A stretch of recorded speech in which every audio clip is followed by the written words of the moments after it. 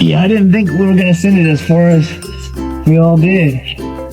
This is madness. Are you going, Jacob? Oh, he just bailed.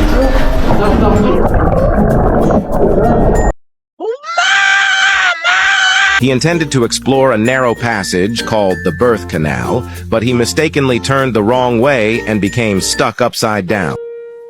A few days ago, TikTok randomly started showing me a bunch of cave diving videos where people would literally force themselves through the tiniest little holes in the ground just for fun. And I could not understand why anyone would want to do this, and so I decided to take a look at some of the craziest cave divers I could find to see what actually goes on inside their head. Ben, I'm asking you because I've asked everyone else. We're now an hour and 20 minutes. Are we still just inconvenienced or are we lost? Can go either way depending on how you look at it. We're lost in a cave and we're all gonna die. That's absolutely hilarious. What a knee slapper. We've been stuck in here for 1 hour and 20 minutes. And I'm supposed to be a professional adventure educator. Wait, but how do you even get lost in a cave if you're meant to be a professional adventure educator? Why don't you just do the Hansel and Gretel type beat where you just drop the breadcrumbs or something? That's a laugh of true fear. We weren't worried. Yeah, sure, buddy. Just dig straight up. Meow. Tu puoi I still don't understand how this is humanly possible. How do you just slither into this tiny little hole? Because I'm pretty sure rats can like dislocate their joints and everything to fit under like tight spaces, but humans can't do that. Like there's no way you can do that. How is this even possible? And how do you even find this enjoyable? You're just squirming around like a little worm. But also, how are you meant to get back out? Because if it took you that long to get in and you had the help of gravity to get you down the hole, how are you supposed to get back up out of the hole? Yeah, I didn't think we were gonna send it as far as we all did. This is madness. Worming my way through. What is this? And how is this even possible? What? His feet are literally flat. That is not humanly possible to fit underneath that small crack. And why would you see a small crack and just want to climb underneath it and just crawl through it like that? That would be extremely painful because you have to drag your stomach across all of these sharp rocks. And then there's probably sharp rocks at the top. And so it's a double whammy. You're getting scraped at the front and scraped at the back. But also, I think this might actually be fake because look over here on the right. You can see a little bit of light here. And so I think there is like actually like a large area of space where they could have just walked beside, but instead they chose to just crawl underneath this tiny little gap there for absolutely no reason at all. Are you going, Jacob? Oh, he just bailed.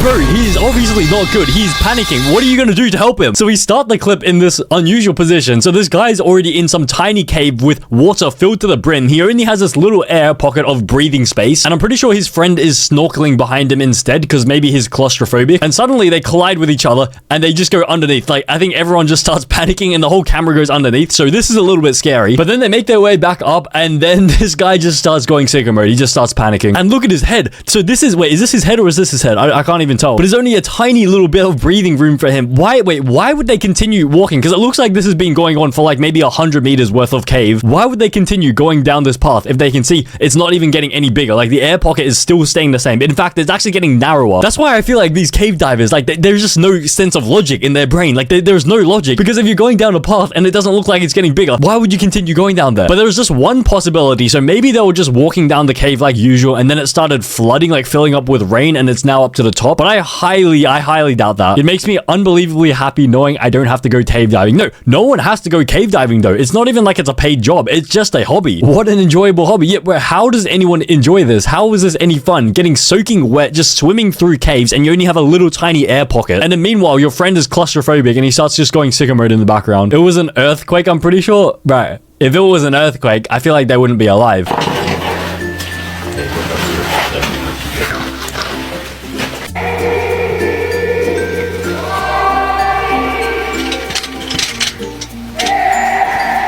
Who looks at this dark cliff where you can't even see the bottom and decides, yep, let's just set up a pulley system. We're just gonna jump down there, see what's up. And they're even lining up to go here. Is this like something like Disneyland? And look how dodgy the pulley system looks. Like, it looks like it's attached to the rock up there, but I don't know whether the rock is even stable up there. And what are you meant to do when you get to the bottom? Like, you literally can't even see anything. It's just pitch black in the background. How are you meant to get back up as well? Because what if you go down there and then you collect your equipment in order to go down somewhere else, but then you realize you needed to keep the equipment there so you could pull yourself back up? At that point, what happens? You just accept that you're gonna die and just die, waiting for someone to say, you shall not pass. Am I the only one who thought about how much it would ruin your life to hear someone's rope break and then them scream to the bottom?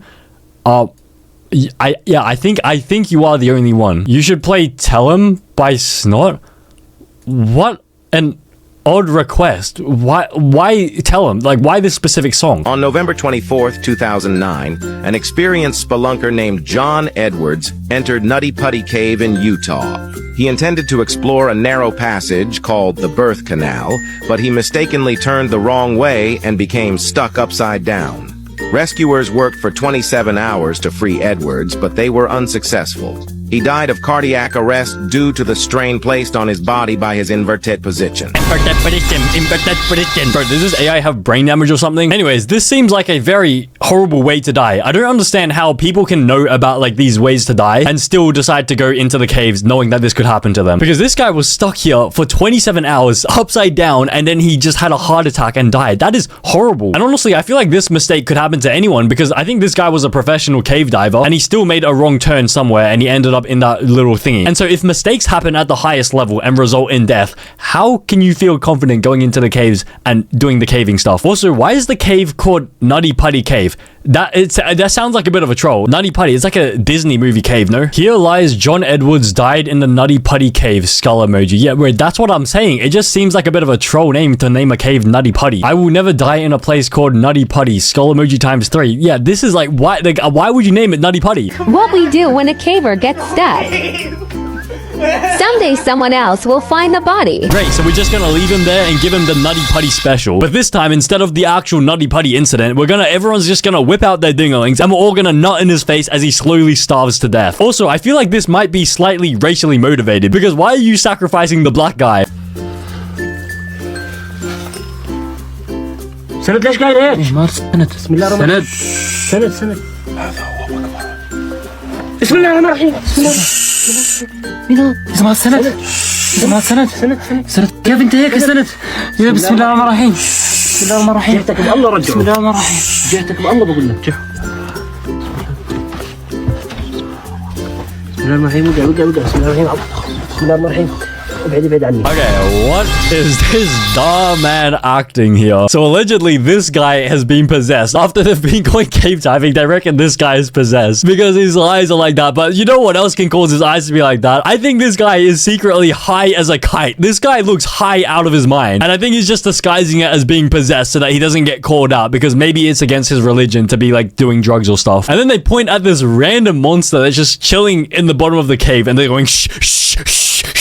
As if it's gonna like jump at them and as if it's actually real in the first place. But who is this and who would bring this sort of costume down into the caves? You know what? He probably didn't even bring this in a backpack. He probably had to wear this while going into the cave so that they could film this skit. Imagine going cave diving in that outfit. That is like, what is this drip? But I mean, fair play to them. They commit to the act. They're like all dead serious about it. And so I guess they're just trying to do this entire skit to cover up for his friend who is high. And then after doing the ritual, this guy over here, I didn't even know what to call him, like the wizard, the professor, he goes to the guy that's just high and just waves on his face and now he's dead, or maybe he's asleep. I heard that's a jinn. The guy in the back is possessed because he got scared and they feed in fear. Guy in front is trying to stay calm the best he can. 16,000 likes.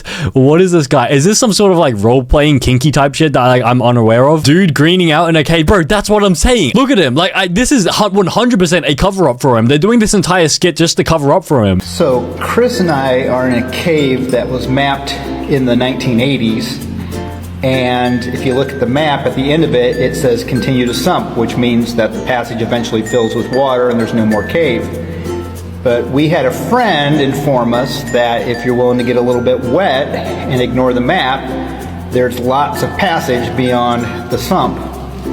And so we are now an hour past the end of the map, And this passage just continues on and on and on with no end in sight. And then 2 hours later, it became flooded and they all died. Why would you go past the point in the map where they tell you specifically do not go past? Because you literally explained to us at the start that the map showed you that the end of the cave was a bit that just filled up with water and like there was no more cave afterwards. But instead, you listen to your friend who tells you to ignore the map and power straight through it if you're willing to get wet. And now you are 1 hour past the end of the map where it was meant to end. And apparently there are still caves there. So I don't know whether that was like a mistake in the original map or whether you're not meant to go here because this whole thing will just flood up. But how are you even meant to know if it's safe to sort of like extend the map or not? Because I guess sometimes the maps are sort of wrong, and then in that case it would be valid to try and like go beyond it to try write the new map. And also, when are you meant to stop? Like, it's like gambling. You just keep going because I assume the caves don't really end because it just goes to more caves and more caves and more caves and it just goes deeper into the ground. Like, when do you call it a day and come back up? Like, there's no end to this. Ignore the map in a cave is never a good idea, I would think. Yeah, that's what I was thinking. People like this really intrigue me. Like, how do you do this knowing people have gotten stuck,